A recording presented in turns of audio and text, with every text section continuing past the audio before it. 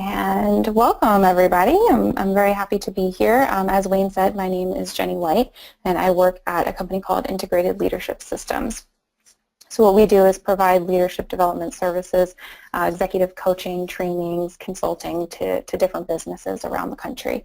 So my background is in psychology and business, so it's a really nice blending to be able to talk about leadership and leadership development with different business owners and different business people. So as Wayne said, if you would like to ask questions throughout, please, I encourage that for you. If I'm having trouble keeping up with them, I'm encouraging Wayne to interrupt me so we can ask something if you need clarification. Typically, our workshops at ILS are pretty interactive, and so the webinar format is very different for us, but please feel free to interact as much as you would like, and there will be some time at the end for questions. So today we're going to talk about advanced communication skills for leaders, and in particular some authentic communication. So if we look at on slide 2, what we're going to be learning today, some authentic communication strategies. What does that mean? What does that look like? Some active listening skills, assertive communication techniques, kind of a how-to, so how you can start implementing this right away, and then how can you use those assertiveness skills that you develop and that you learn to apply it to a mediation between employees that aren't getting along. So I think sometimes it's one thing to do it for yourself, it's something completely different to be able to try to do it for other people. So we'll touch on that as well. Okay, on to slide 3. As I said, oftentimes our presentations are very interactive, so this would typically be a time where I would throw this question out to the group and we would have a big group discussion for about 15 minutes about where are our communication struggles. So since this format is a little bit different than that, I'm going to go ahead and just throw out there some of the common complaints that I hear in my trainings and when I'm working with my clients. So number 1, not feeling heard or having a fear of speaking up. That might be a fear of speaking up because you feel like you're not going to be heard or because you've been shut down in the past, and overall just not being able to communicate your message. Number 2, if somebody's too aggressive or too passive aggressive, if you're afraid of what the reaction is that you're going to get on the other side of it, or maybe even fearful of what your own reaction might be to somebody, or somebody that you know gets feedback over and over again that you're too aggressive or too passive aggressive, and does that hinder the communication that you put out there for other people?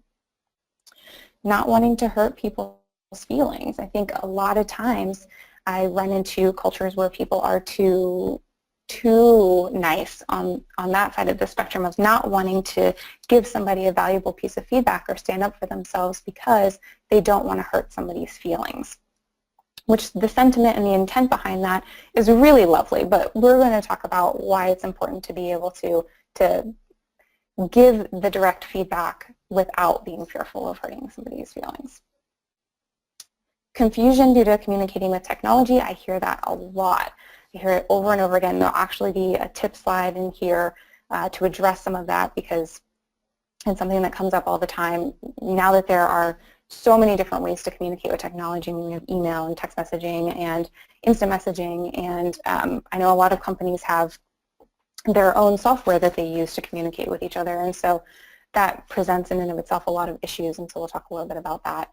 And then inconsistency or a lack of clarity, whether you're not directly communicating the message or you're doing something else or communicating a different message down the line, or maybe that's what you're on the receiving end of, and that can make it very difficult to communicate with people. So we'll address some of those concerns.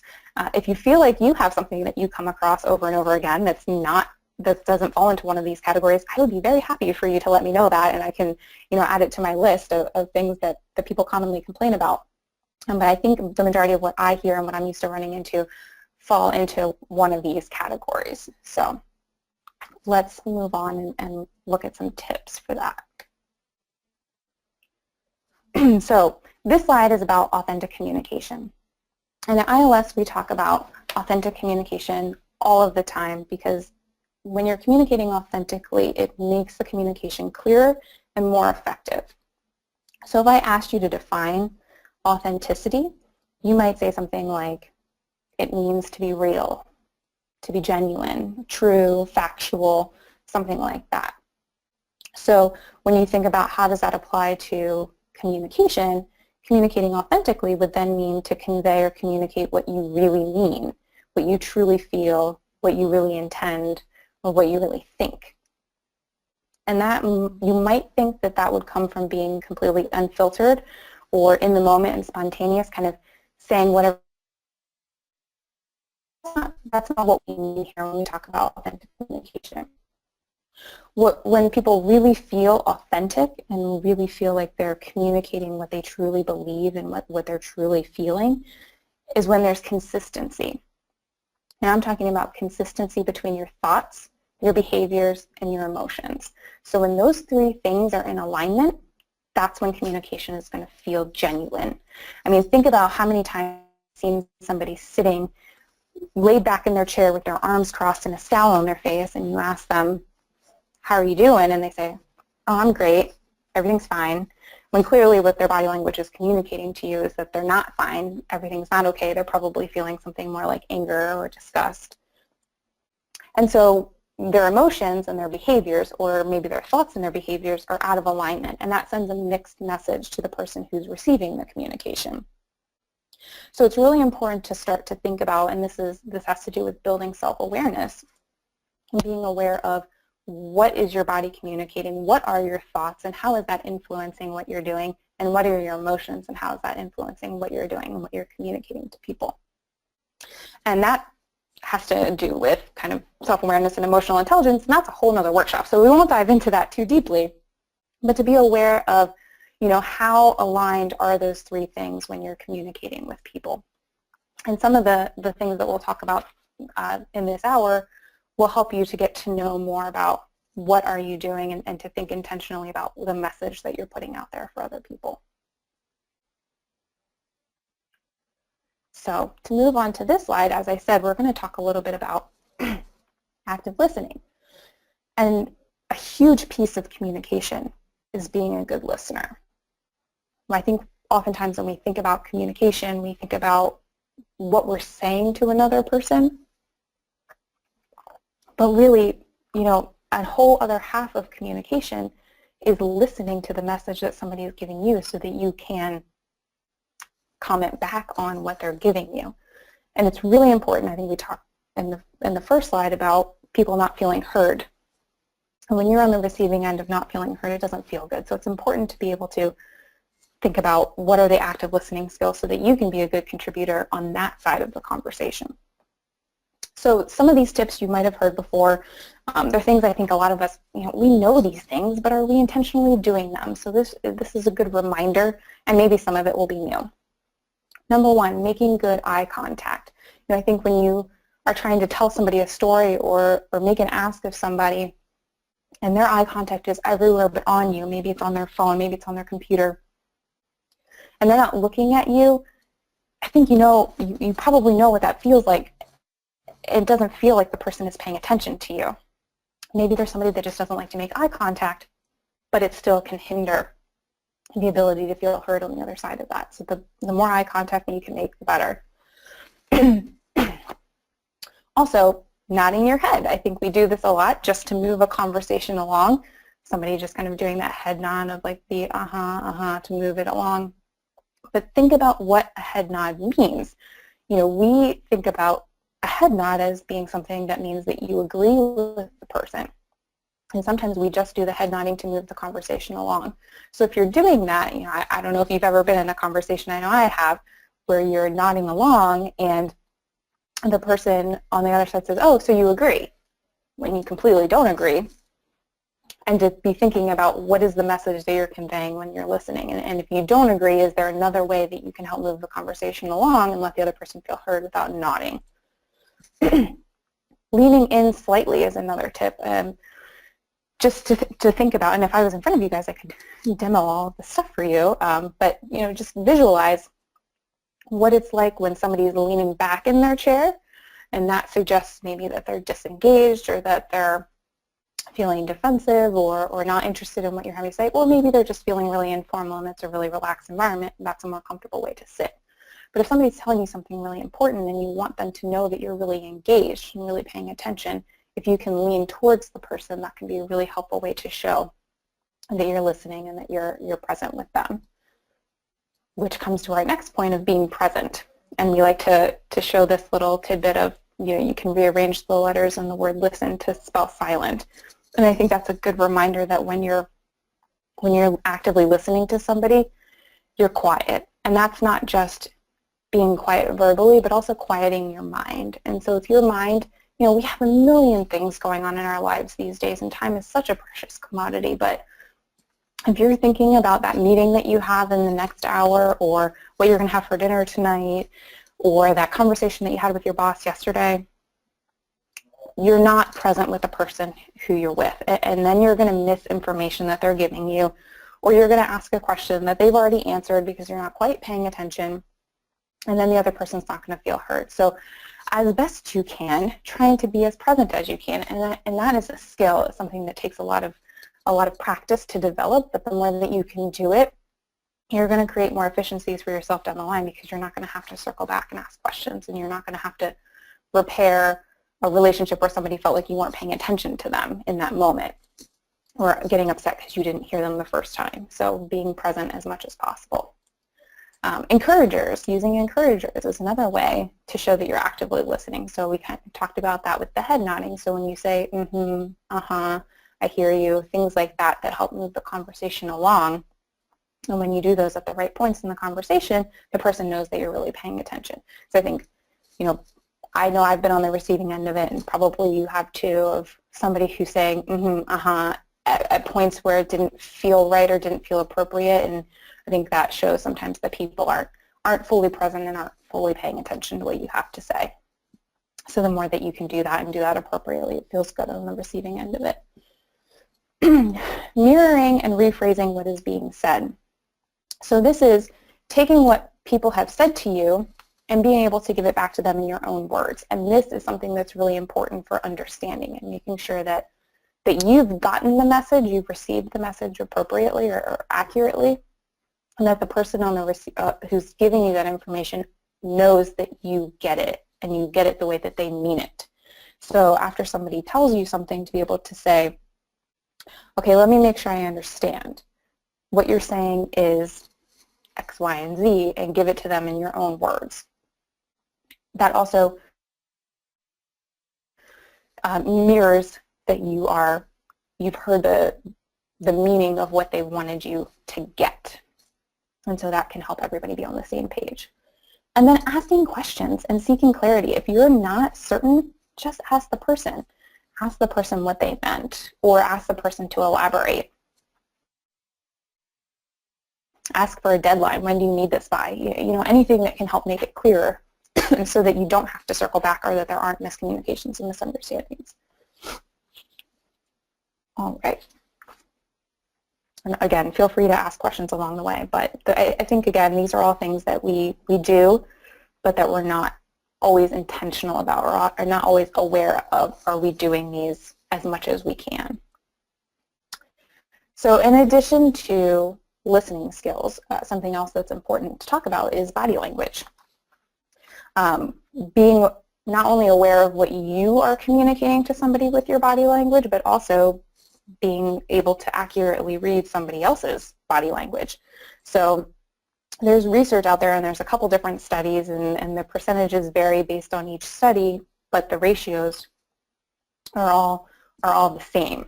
So the research suggests that the impact of our communication is set, and that's the actual words that you say.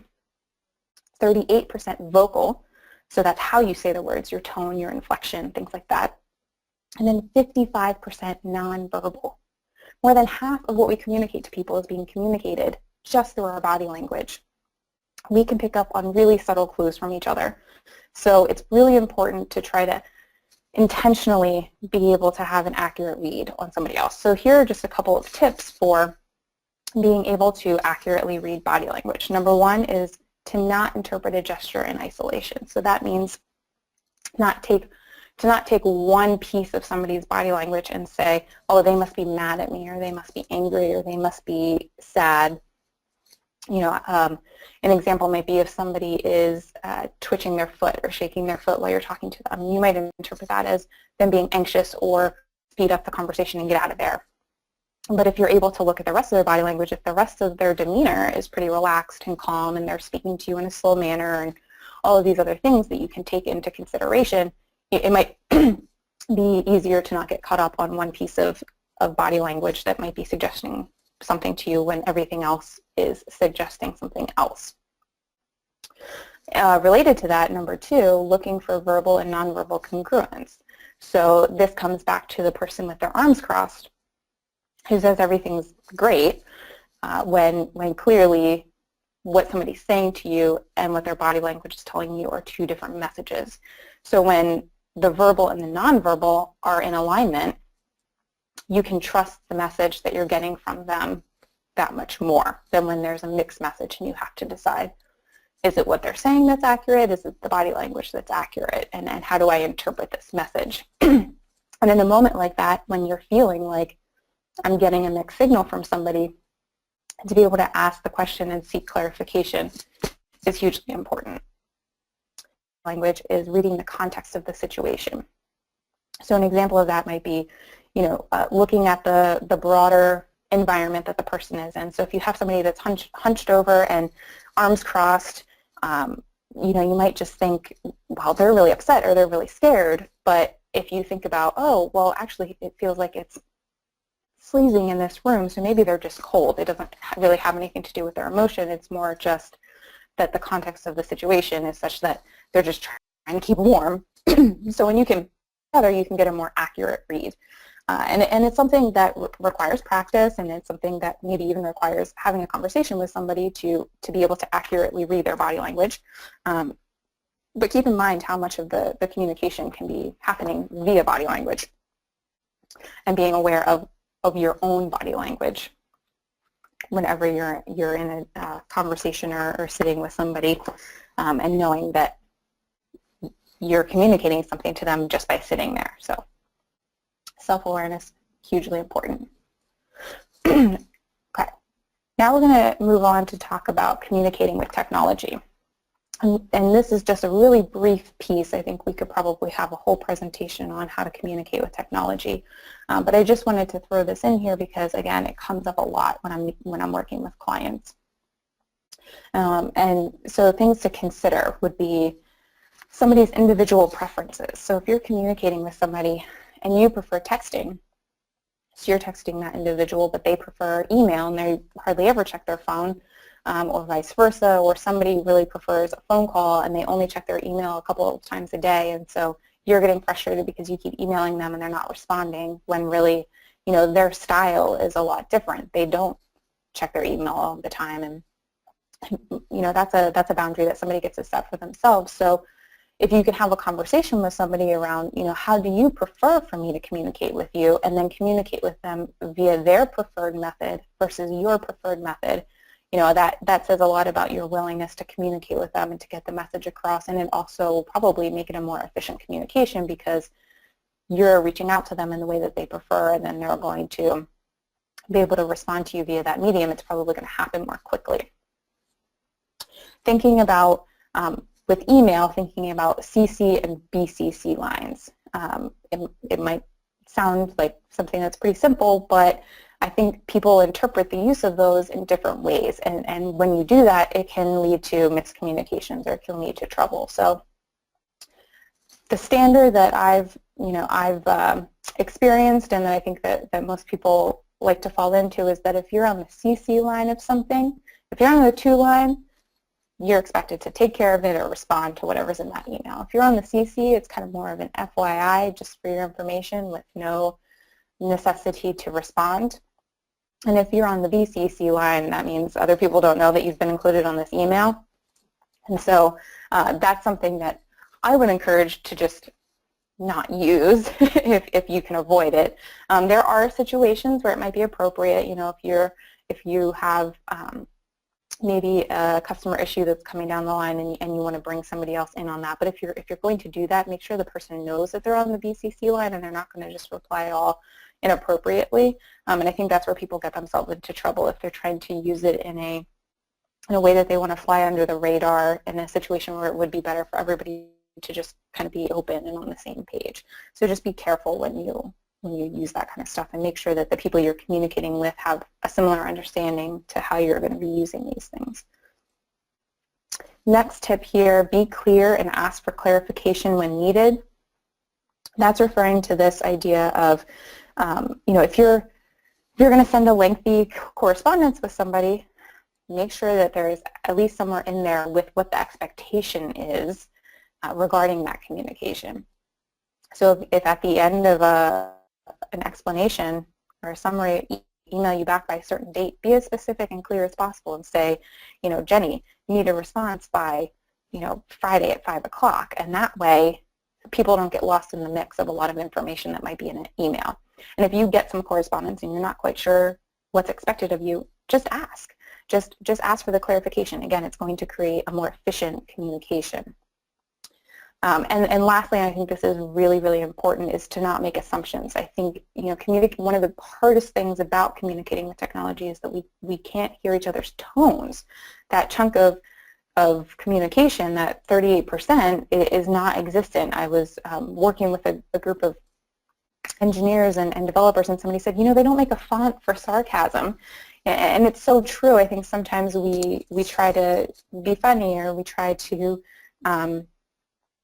just make a comment all in good fun, and it might be received poorly on the other side of that because you don't know where the person's head's at when they write it. And I think sometimes then we can receive the correspondence, have an emotional reaction, and respond out of that emotional reaction in a way that escalates something that wouldn't have needed to escalate if we had just maybe talked to somebody face-to-face or over the phone, or been able to take that second to think about what is the context here, or what is the most realistic interpretation of what this person's intentions were, so that I can get myself together and respond from a place of being calm and centered versus being emotionally charged or emotionally triggered when I do that. So the message of this slide is to not forget to communicate about your communication. And so that means, how are we communicating? What are the processes that we're using for that so that we can have the most efficient communication possible? All right, so now we're going to talk about the cycle of communication. So this is just the process that we go through. So I have a thought. I verbalize that thought. You hear it, and then you respond based on what you've heard.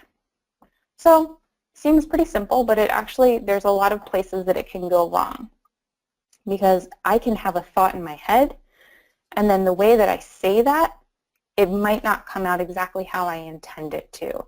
So, I think that could be because I'm trying to sugarcoat, or I don't want to hurt somebody's feelings, or, I don't know if you guys are like me, sometimes I just have a thought in my head and I just cannot get it to come out the way that I think about it in my brain. So that can lead to confusion because it's just hard to articulate what it is that you're actually thinking or feeling. And so there's a spot right there just between what I think and what I say that can cause a communication to go poorly or to go sideways. So the way to remedy that is to be as direct as possible.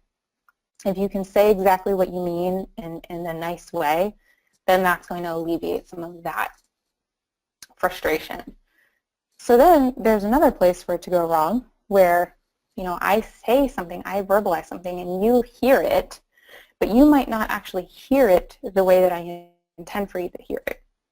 And that could be for a number of reasons. Maybe you weren't actively listening in the moment, and so you misheard or you misunderstood. But then there's also, we hear things through our lens of the world. I have a certain set of experiences that cause me to interpret things a certain way. And so you might feel you're being as direct as possible, but I might interpret your communication very differently than how you intend it. And that's fine, as long as both people, kind of the remedy for that being both people being present in the communication and being able to ask for clarification and make sure that you are hearing somebody properly.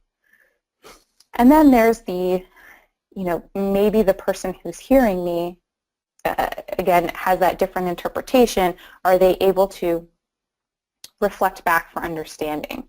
And that's this is what I hear you saying. Am I reading that accurately? If it feels like maybe it might be off. So seems like a very simple thing that we do every day. We just communicate with each other, but there's all kinds of ways for it to go wrong, and I think we all have examples of it going wrong in our lives. So to be able to think of, you know, at what point did the communication break down, and how can I fix that? Can I be more direct? Can I be more present? Or can I seek to understand the other person by asking for clarification, or reflecting back what I think that they've intended to convey? So on slide 9 here we have, you know, speaking of the lenses that we have, this is a model that talks about how our beliefs influence our behavior and how we hear things and how we interact in the world.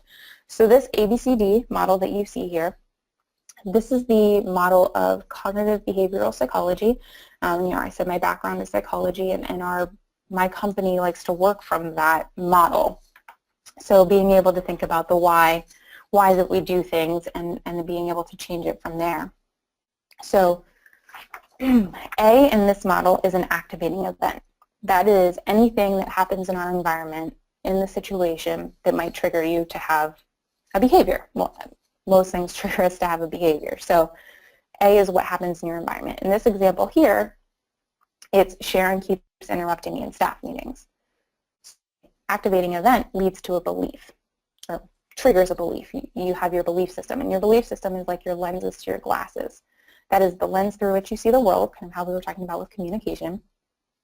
And your lens is going to be different than everybody else's lens, because your life experiences growing up are your own. They are unique, but all of the experiences that you have create this set of expectations. It creates your worldview, how you see your environment, how you see the things, all those things that have happened in your life. When something happens, you interpret it a certain way through that lens. So here, this person who keeps getting interrupted in staff meetings has the belief that Sharon thinks I'm stupid. Well, your belief system is what influences your emotion.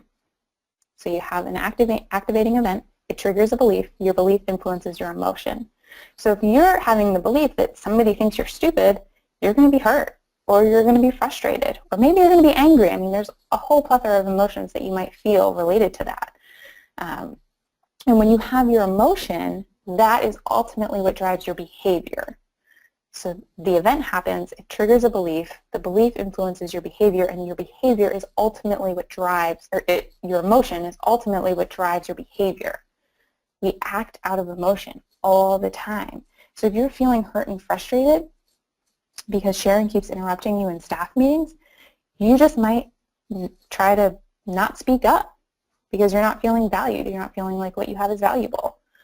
Another behavior that you might have as a result of that is you might aggressively attack Sharon. You know, you might get triggered and you might go off on her because you're feeling defensive and you're feeling hurt and you're feeling frustrated, which are all very valid ways to feel if you're thinking that she's interrupting you because she thinks you're stupid. So the beauty of this model is that we have control over our beliefs. They're influenced by and come about by the experiences but we can choose to think about things differently. And when we choose to think about things differently, we can have a different emotion that can lead to a more productive behavior. So if you think about it in this way, the activating event is exactly the same. Sharon keeps interrupting me in meetings. But if you change your belief to say, oh, Sharon has a lot to share. She's just so excited. She's just so passionate. She has no idea that she's interrupting me. You know, I'm going to give her the benefit of the doubt. Well, if that's the belief that you have, then you might just accept Sharon's behavior, or be more accepting of her passion, and just talk to her about it. Or you might have a new belief that, hey, you know, maybe I'm going to examine my own behavior. Maybe I'm the one who's talking too much, and she's interrupting me because that's the only way she can get in a word at all in these meetings.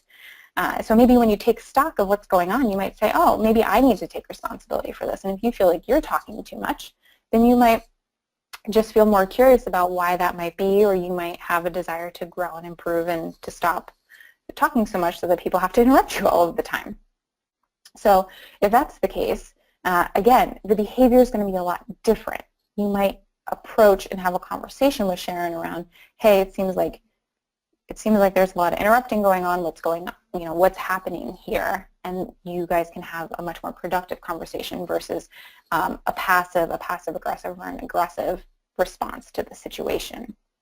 So I hope this can be kind of a heady concept, or the model can be a lot to take in if it's not something that you've seen before or heard about before. So I hope that this makes sense, and if it doesn't, please feel free to ask questions or to reach out to me at another time if it's something that interests you and you want to learn more about it. I can talk about this stuff all day. So, but just to keep in mind that we can influence our communications with people by examining what's going on internally, what's going on in our minds, how are we thinking about the situation, and just a small tweak to how we think about a situation can have vastly different outcomes down the line. So I really encourage you to try to push yourself to look at things in those ways, which is really hard to do when you're in the moment and you're feeling, stressed or triggered or upset, but it can be a really helpful tool. So one reason why to have an assertive conversation with somebody is our belief that we might have about assertiveness. We might feel like, if we're assertive, that we might hurt somebody's feelings, or being assertive is being pushy, and so that might hold us back from having these assertive conversations. But assertiveness is really just a way of communicating that's confident but not overly pushy. Firm and direct is a good way to think about being assertive. And it can be looked at on this continuum that we have here of passive or passive aggressiveness to assertiveness to aggressiveness.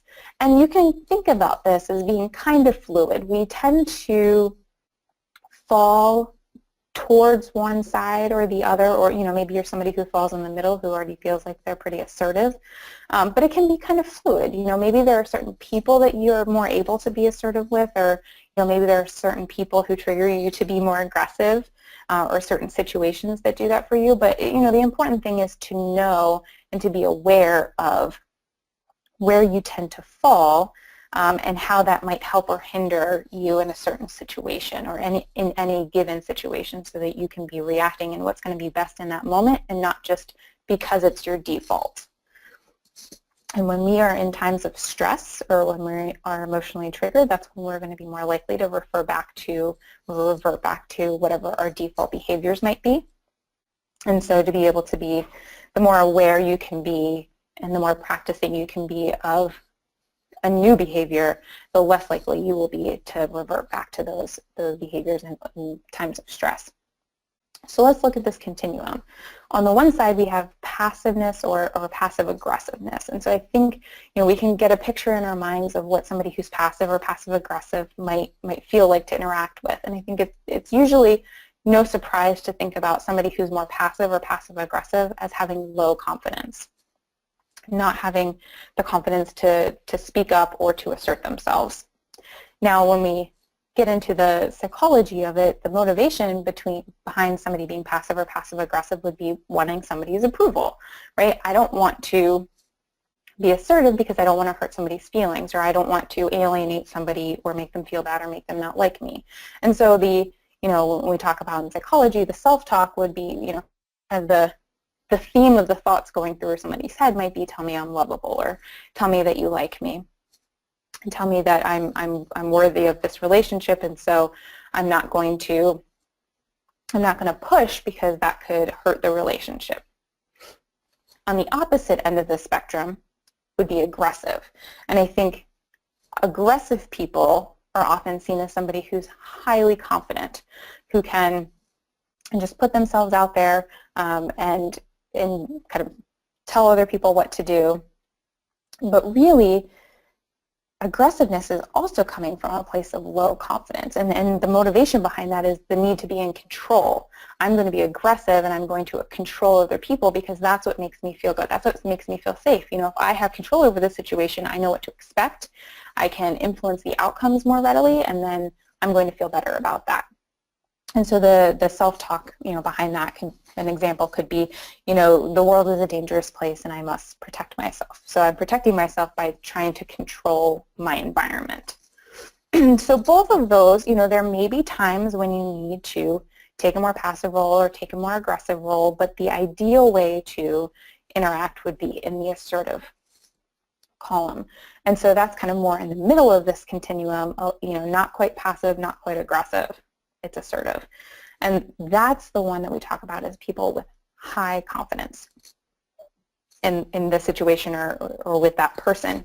You have high confidence. The motivation is to connect with others. That's when you can say, and you can feel comfortable and confident saying, this is my stance. What is your stance? Let's try to connect and figure out what's going to be a good collaborative situation for both of us. So the self-talk there is the belief that people are typically good. The world around me is typically good, and so am I. Everybody has a valuable stake in this. So let's try to come to an agreement that's going to be good for everybody involved. So again, this is something that you probably can identify where you tend to fall on a continuum like this, and the idea is if you tend to go more towards the passive or passive-aggressive side, to try to move more towards assertive, to push yourself to speak up more and assert more, and if you're more towards the aggressive side, more reeling yourself in to be more assertive.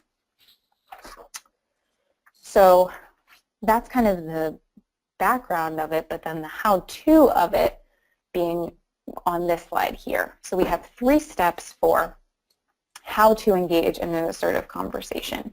Now you might see it somewhere else with 8 steps or with 5 steps. At ILS we talk about it with 3 steps. So step 1 being describe the behavior. You might start with something like, I have noticed. The trick here is to try to be as specific and concrete as possible.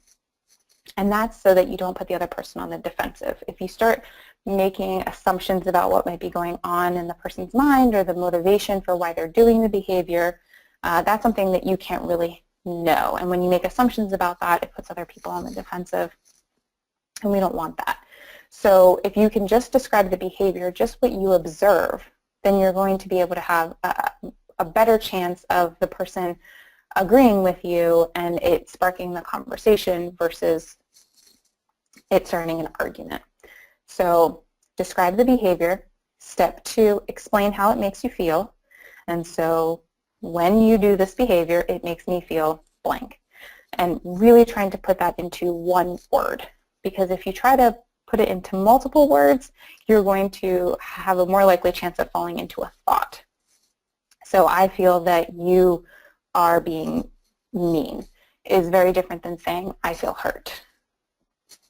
Kind of is getting at the same thing, but one is going to be less likely to put somebody on the defensive. So explain how it makes you feel. Try to use one word if possible. Now, this is a step that people often want to glaze over because it feels uncomfortable to talk about how it makes us feel, but that's something that, number one, nobody can argue. Nobody can argue how it made you feel. Maybe they didn't intend to make you feel that way, but it did, and you're taking ownership over that and letting them know that when they do this thing, it feels disrespectful on the receiving end of it, and hopefully the person doesn't intend to make you feel disrespected, and then they're going to be more likely to want to change their behavior so that you can have a better correspondence. So step 3 is explaining the changes you would like to have made. So I would ask, or I would prefer that you do it this way in the future. And then following that up with, what do you think about that? How do you feel about that? That can, step 3 can help you move towards a collaborative conversation around how are we going to address this issue. And this doesn't just have to be over a conflict. This can just be, asking somebody to do something for you or to change a process, something like that. But the important thing is to cover all 3 of these topics. So describing the behavior, talking about how it makes you feel, and then explaining any changes that you would like to have made.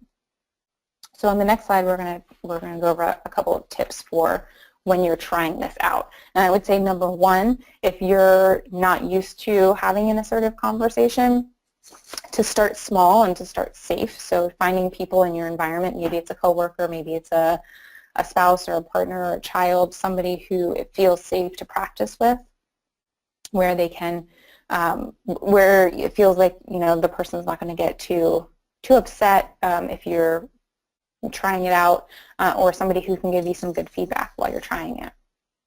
So here are some tips. Number 1, being gentle and showing empathy. So you want to try to be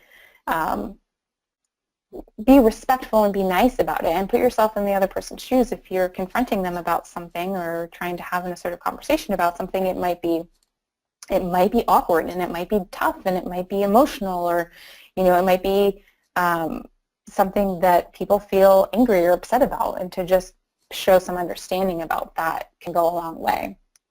Trying to stay calm yourself, and that involves knowing the things that make you go outside of your zone of feeling centered and calm, and also knowing what are the things that you need to do to manage that. So maybe it's not having this conversation in this particular moment, but addressing it at another time.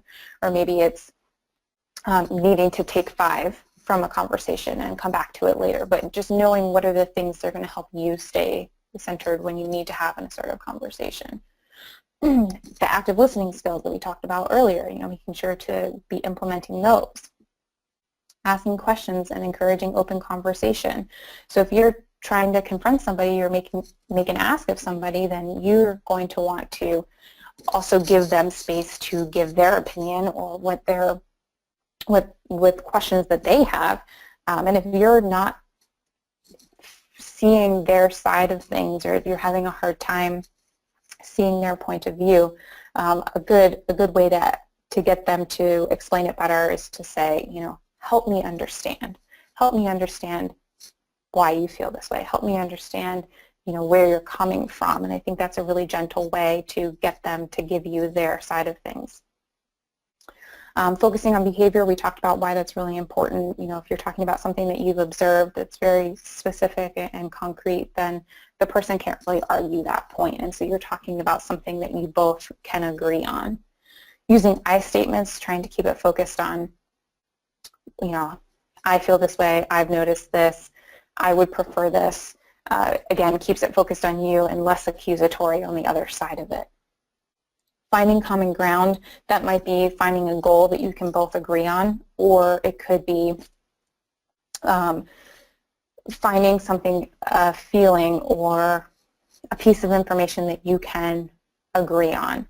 So that might mean, maybe you don't agree with what they're, but if you can agree that if that were true, you totally get why they would be mad, or if that were true, you totally get why they would be sad. I mean, that's something that you can find a piece of what they're telling you to validate, and that can help facilitate some of the collaborative conversation around where do we go from here. Sometimes it's going to end up being agree to disagree, and that's okay as long as all the people involved get a chance to have their voices heard. It's a lot easier to go along with a solution if you've had a chance to voice your opinion versus, if you don't get the chance to speak up and then a decision gets made and you don't agree with it, that could breed resentment or passive aggressiveness or, some of these other things that we've talked about. And so the more that you can find the opportunities to agree to disagree when you've had your voice heard or your opinion heard, that can be a lot better. And then lastly, just reflecting on the confrontation. And so if you have an assertive conversation and it goes really well, that's wonderful. Try to think about why it went well. What did you do that contributed to it being successful? Or on the other side of it, if it didn't go so well, again, trying to think about, well, what didn't go so well? What might I tweak for next time so that you can be sure to have some feedback that's going to help you improve it in the future. And that might even mean going to the person who you had the confrontation with or somebody who observed it to say, what did you think? What did you see? How did that go for you on that end of it? Is there anything that you can tell me that would improve my communication in the future? So these are all things to think about when you're trying to implement some more assertiveness into your communication. And really, practice is most important. So if you can try to find ways to implement some assertiveness into your day-to-day communication, or finding the small ways that you can start trying this out with people that it feels comfortable to try it out with, then that's going to be what's most helpful in getting more comfortable in using it. So finally, we have how to use this three-step process, those, describe the behavior, say how it makes you feel, and make the ask for other people. And I would say, probably getting more comfortable doing it yourself before trying to mediate for somebody else would be ideal. So if you feel like you get it and you're feeling really good about how to be assertive with somebody else, and then you need to kind of mediate a conflict or a discussion for coworkers or subordinates or other people in your life that might pull you in to do that, then it's really just about how do you apply those three steps to a conversation between two people. So getting them to be specific, be direct, be behavior focused. So you might ask the first person, what did person two do that upset you? And if they try to make accusations, or if they try to make it about, what they're assuming the person's motivation is and things like that, then your job as the mediator is to get them to be more specific and behavior focused. So how do you take what they're saying and give it back to them in a more concrete way so that they can agree that yes, that's what they did, that was the behavior that they did, without making any assumptions about motivation.